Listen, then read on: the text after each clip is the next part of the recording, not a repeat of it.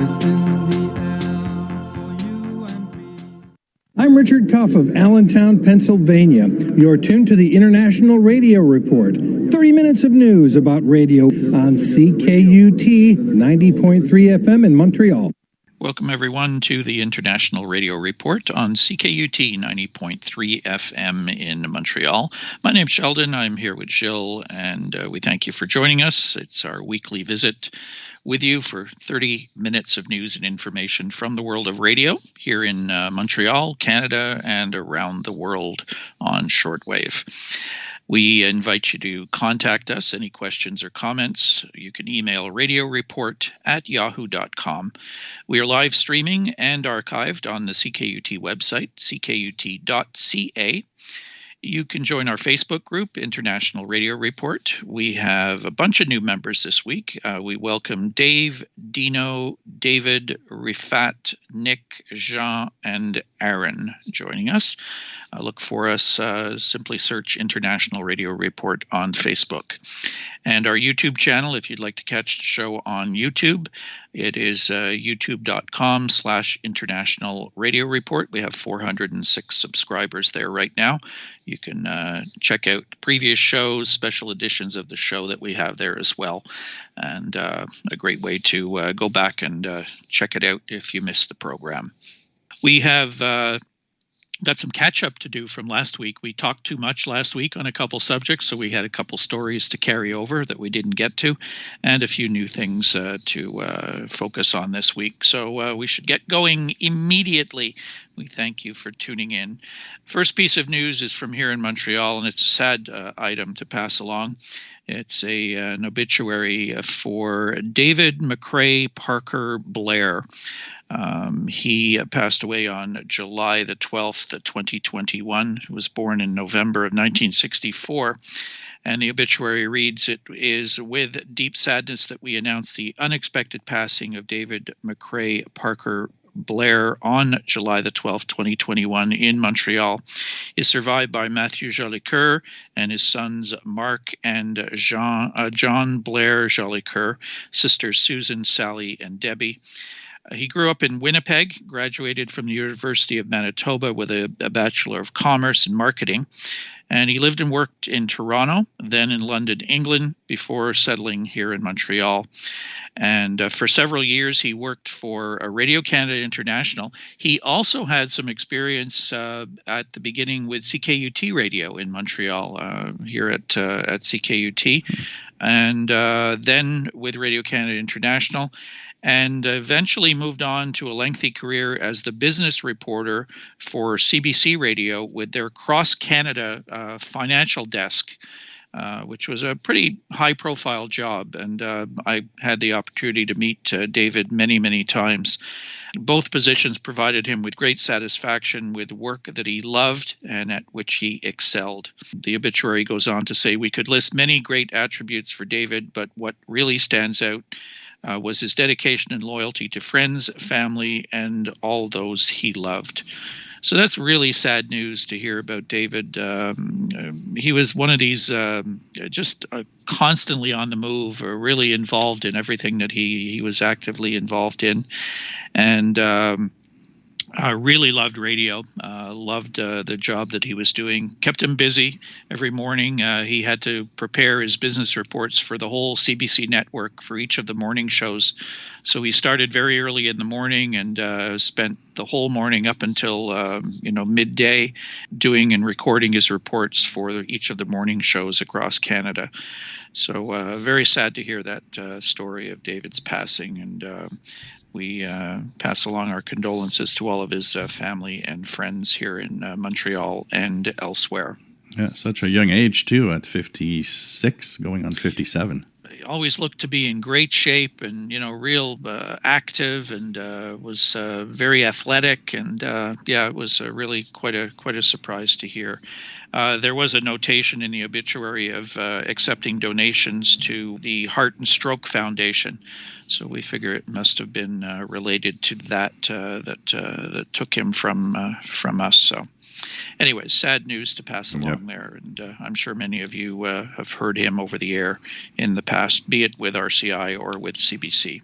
So one news item that we had no time last week to talk about is the VOA's Bangla service ends radio broadcasts, expands TV and social media coverage, VOA press release.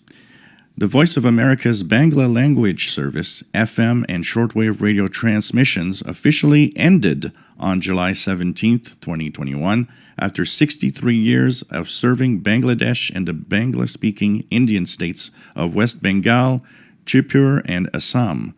Simultaneously, the service's television and social media content will expand considerably, as these are platforms more heavily used by VOA Bangla's 16 million weekly audience members.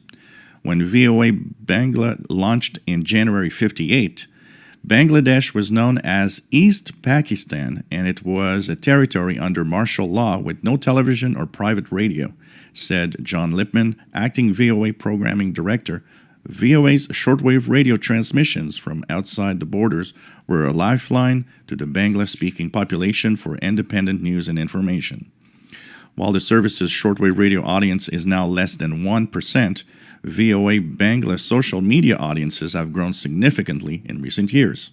Engagement actions on the Twitter account have risen 54% over the previous year, while video views on Instagram are up 274% for the same period.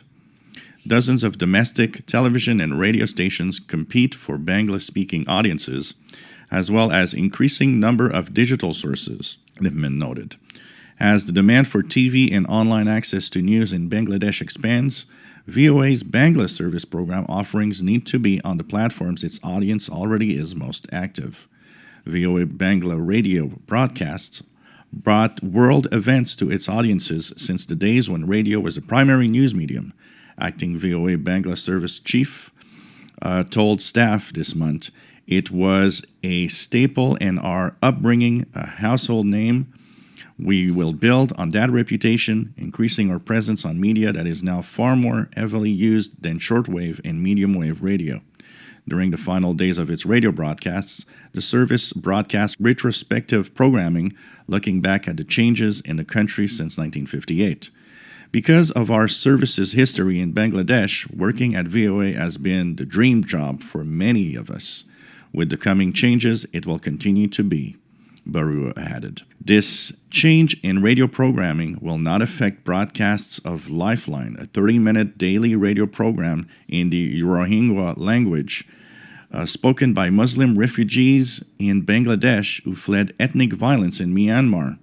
Produced by the Bangla service, the program launched in July 2019. The idea here is that it's nice that you follow your audience, and that is perfectly fine, but I hope that they do not forget that shortwave has one aspect that is important, and in a place like that where politics tends to change minute to minute sometimes, it's important to have the possibility to return to at least shortwave if something ever happens, because it's easy to shut down social media when there's unrest and things are not going the way the government wants.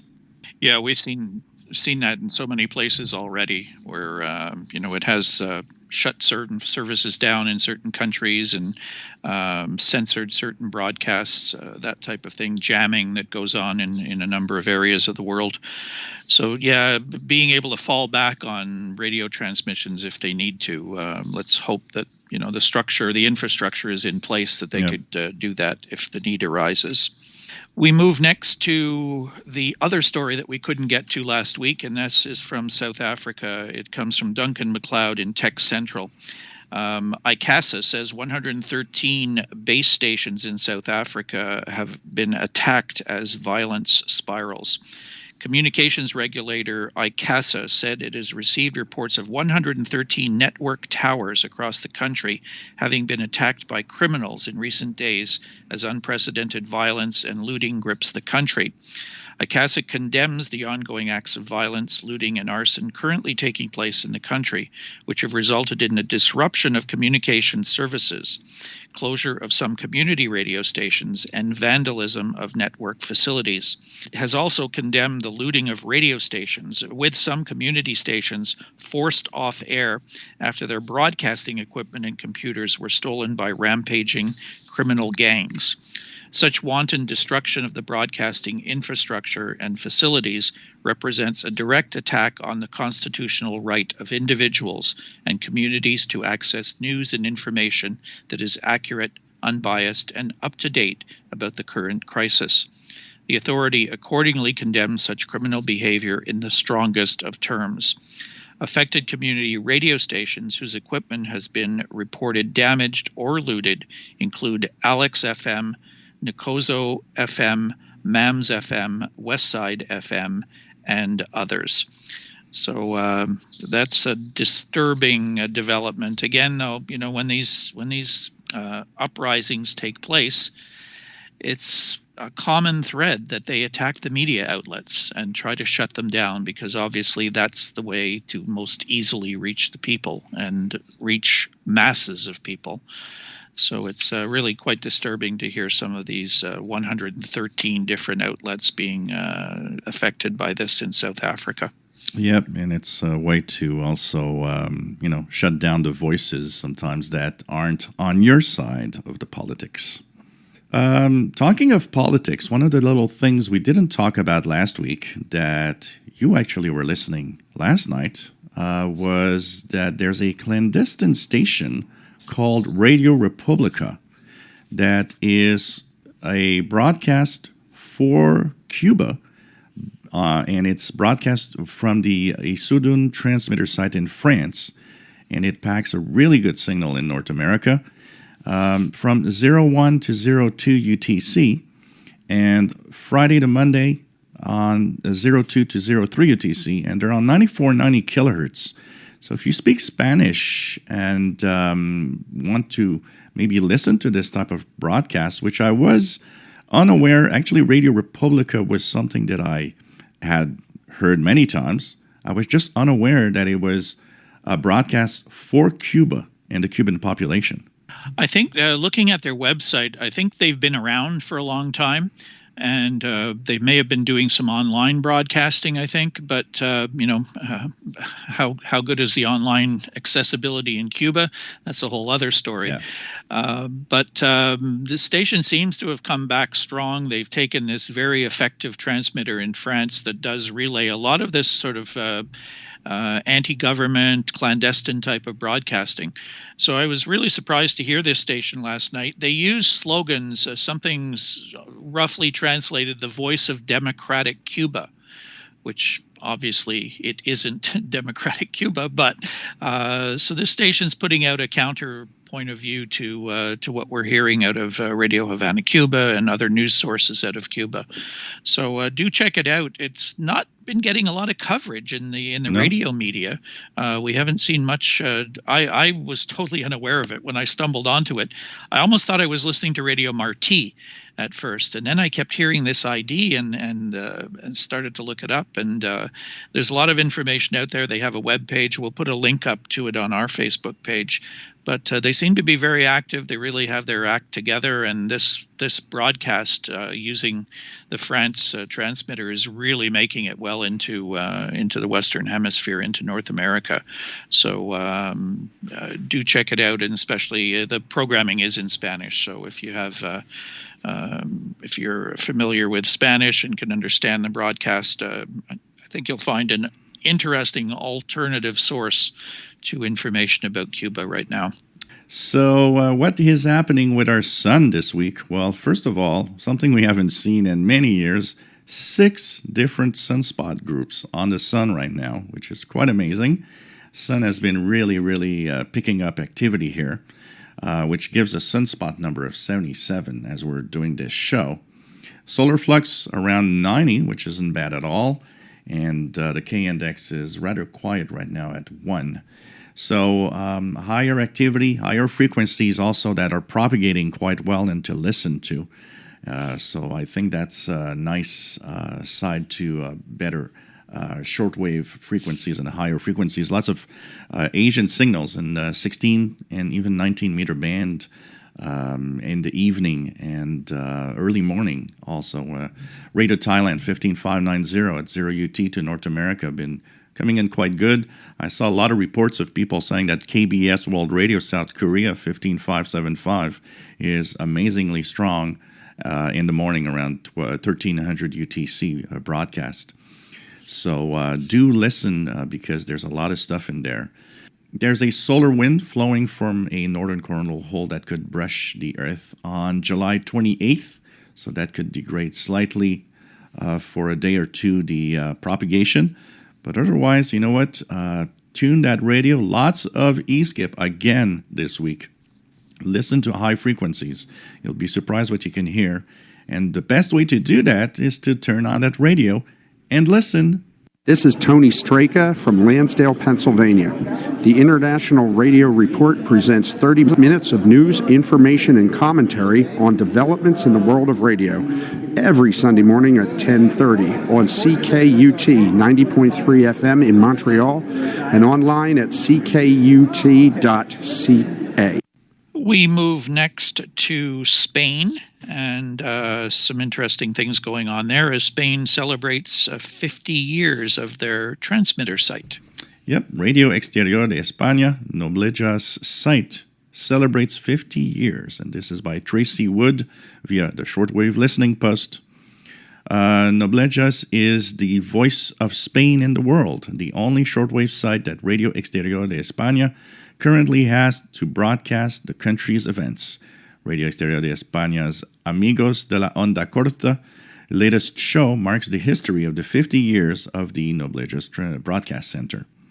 The RNE Shortwave Broadcast Center number 2 was inaugurated on July 21st, 1971. It is the largest space that the Spanish Radio Television Corporation currently has.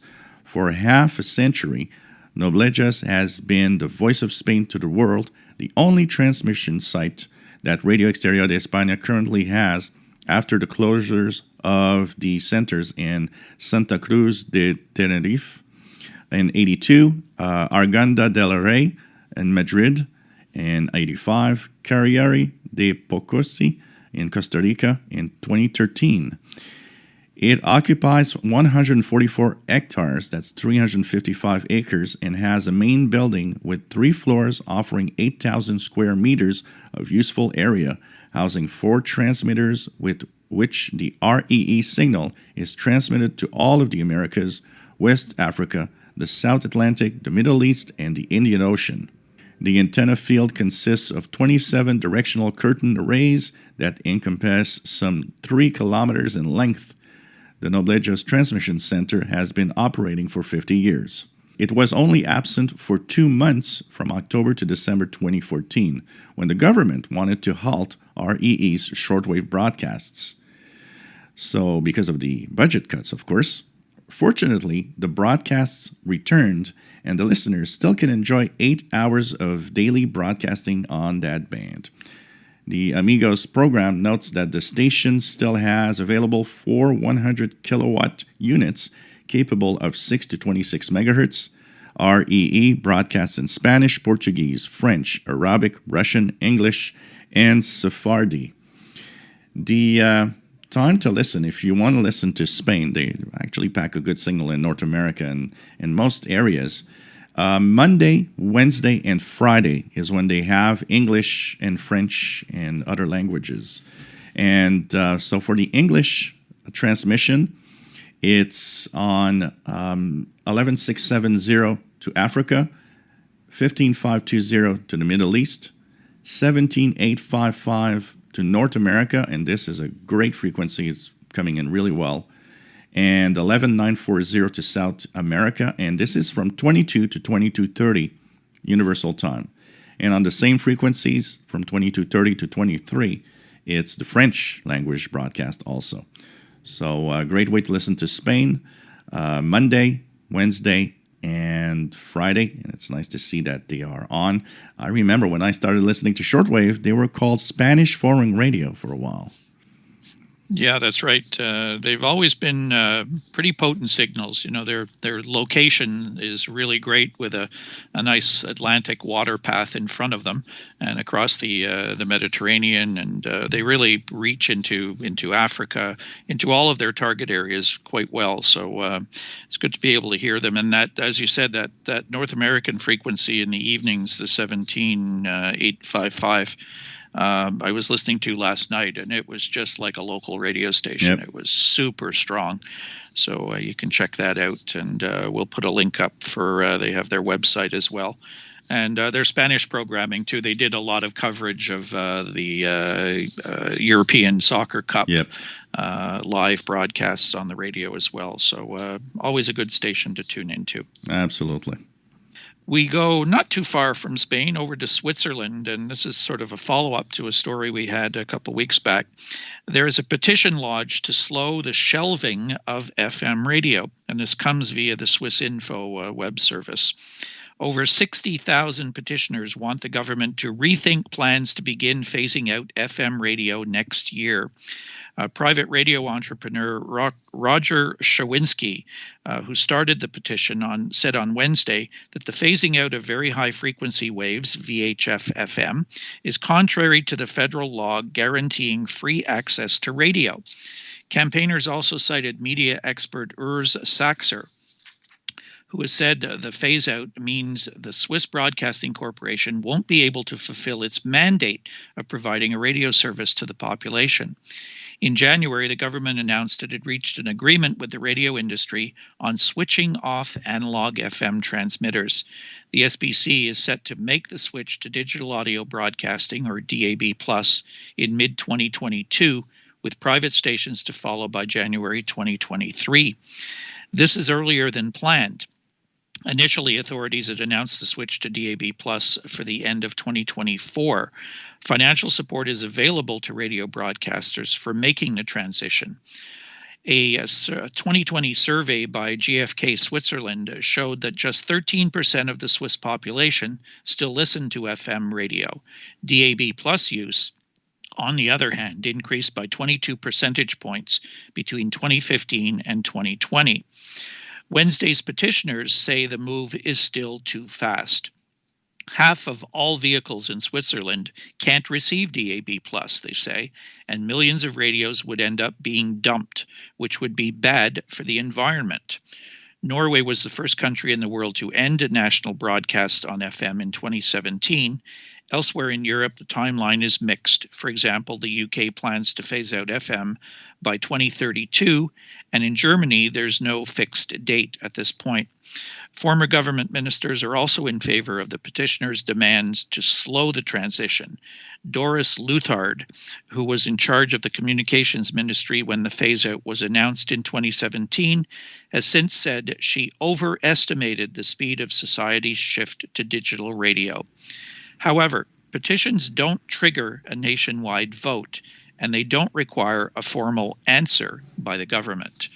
So if the government wants to ignore the petitioners, they have the right to go ahead and do that, which would be rather sad. But yeah, especially, they are showing that most vehicles have regular FM radios, but do not have the capability of the DAB. So I think they really should consider extending at least that date when all FM should be phased out. And it shows that, people are not necessarily in such a hurry to move on. It's really something that most countries are pushing their way through it rather than having the population want it. Yeah, and I don't think it's a wise thing to make just a cutoff date and say, okay, today we have this, tomorrow we don't. A transition period I really think is required. And if it were me, I think I would leave a bunch of that old stuff sitting somewhere ready to be reactivated if you needed it. Because if this craps out and people either just don't want to use it, or they can't afford to go out and get the new equipment, or it just doesn't give you the coverage that they desire, have something to fall back on. Your old systems have worked for over 100 years, and they're going to continue to work if you want to go that route. So I'd hate to see them just say, okay, that's it. We're moving forward and forgetting about what got you there. So we'll see whether this petition does have any impact, and maybe they'll think twice about it. Yeah, and like they're saying, it's sad to hear all of these radios that could be thrown away simply because they can't receive a signal anymore in their own country. Yeah, you hope that, they've got other stations, at least in Europe. You have the potential of hearing stuff from other countries and whatever. So you might still have some analog stuff coming from some other places that you could listen to. But, you're going to want to listen to your local material first. And if you don't have the radio for it, you're just isolated. Yeah, absolutely. I don't know. It's okay for DAB, like I said. I have an AG radio. I do find it attractive and interesting, but they should keep both at least running together for a certain amount of time and really give the time to people to shift to something else eventually. But and it's easy for governments to ignore what the population wants from time. It happens quite often. Yeah, that's for sure. So we have one ham radio contest coming up. Yeah, it's a little bit quiet this weekend coming up, but if you're looking for something to do on ham radio or to tune around and listen to the hams, the South African Radio League is sponsoring the SARL HF phone contest. It's only 3 hours long, 1400 to 1700 Zulu on August the 1st. The aim of the HF contest is for participants to contact as many amateurs in South Africa as possible. It will be operating on 20, 40, and 80 meters. And it is SSB. They give frequency ranges in particular for people to use. So we'll put the link up to the site for the contest and tune around on August the 1st and see if you can track down some of the South African hams participating. Yep, and don't forget, like I said in the solar report, do listen to the higher frequencies. A lot of e-skip going on right now. There's either solar flux also is bringing to life a lot of the higher frequencies. So maybe that 20 megahertz and up frequency range where you often don't hear much, it's time to listen to what's happening there because there's a lot of activity. I had my CB on last night. I know that you were listening to some FM repeaters also on the 10-meter band. Yeah, up at the top end, 29 megahertz and up, there were some of the FM repeaters coming through, and a lot of activity was reported on 10-meter ham band and also on 6 meters, which is in the 50 megahertz range. So you can check all of that stuff out. Conditions just seem to be right for it. Cool. So turn on that radio. And that's what you need to do. Yeah. It doesn't work if you don't turn it on. Absolutely. So we're out of time now. All right. We do thank you for tuning in. We got everything caught up for you today. If you have any information you want to pass along to us, we'd love to hear from you. You can email us radioreport@yahoo.com, or you can post up messages on our Facebook group, International Radio Report. And if you want to listen to the show again, check it out on the YouTube channel and subscribe. We join the 406 subscribers we already have there. It's youtube.com/International Radio Report. We will talk to you again next Sunday with the next edition of our program here on CKUT 90.3 FM in Montreal. Have a great week, everybody. Bye-bye.